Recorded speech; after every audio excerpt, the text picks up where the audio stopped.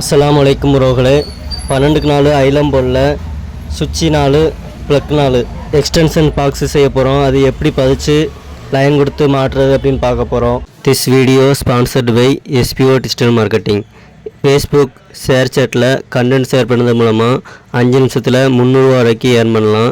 இதோட டீட்டெயில்ஸ் தெரியணும்னா ஸ்க்ரீனில் தெரிந்த நம்பருக்கு கான்டாக்ட் பண்ணுங்கள் அல்லது வாட்ஸ்அப்பில் மெசேஜ் பண்ணுங்கள்.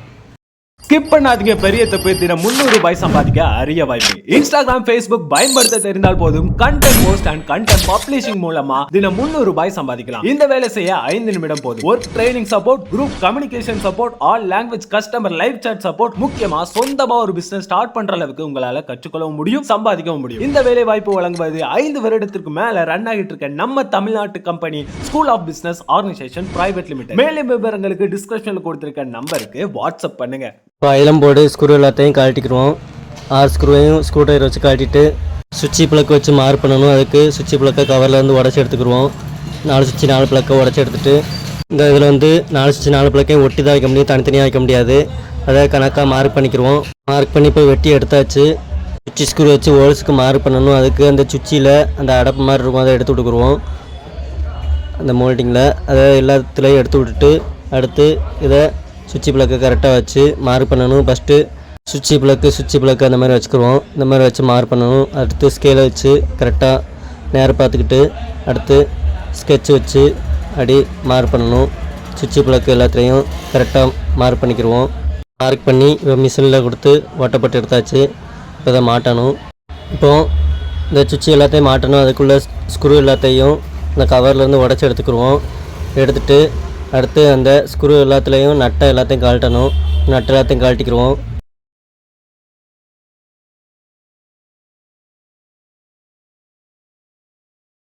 கழட்டிட்டு இப்போது ஃபஸ்ட்டு ப்ளக்கு சுவிட்சை வச்சு மாட்டணும். லாஸ்ட்லேருந்து அப்படி மாட்டுதோம். ஒரு சுவிட்சையாக ஒரு ப்ளக்காக வச்சு மாட்டணும். கைக்கு அடக்கமாக உள்ளதாக வச்சு கரெக்டாக மாட்டணும். ஸ்க்ரூ கீழே விழுந்துடாமல் பின்னாடி அந்த விரல்ட்டு ஸ்க்ரூவை பிடிச்சிக்கிட்டு டைட் வச்சோம்னா நட்டு டைட் வைக்கலாம். இல்லைனா ஸ்க்ரூ கீழே விழுந்துடும். இப்போ அதே மாதிரி எல்லா சுவிட்சு பிளக்கு எல்லாத்தையும் இந்த மாதிரி மாட்டிக்கிடுவோம். 4 சுவிட்சு 4 பிளக்கையும் மாட்டிட்டு அடுத்து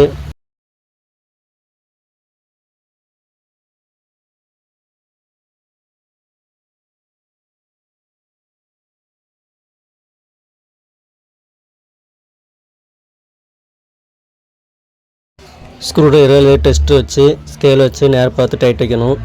ஃபஸ்ட்டு மேலே உள்ளதை அப்படி கரெக்டாக நேரம் பார்த்து டைட் வச்சுக்கிடுவோம். ஃபுல்லாக எல்லா ஸ்க்ரூவையும் மேலே உள்ள ஸ்க்ரூ எல்லாத்தையும் டைட் வச்சுட்டு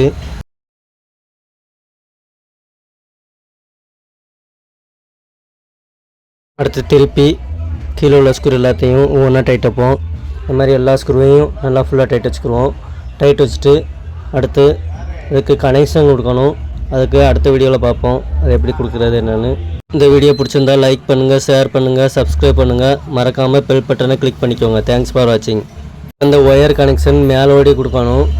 ஆனால் நம்ம சைடில் கொடுக்க போகிறோம். ஏன்னா சைடில் கொடுக்க சொல்லியிருக்காங்க. அதனால் ஒயரை சைடில் இருந்து எடுக்கணும். அதுக்கு சைடில் ஓட்ட போட்டிருக்கோம்.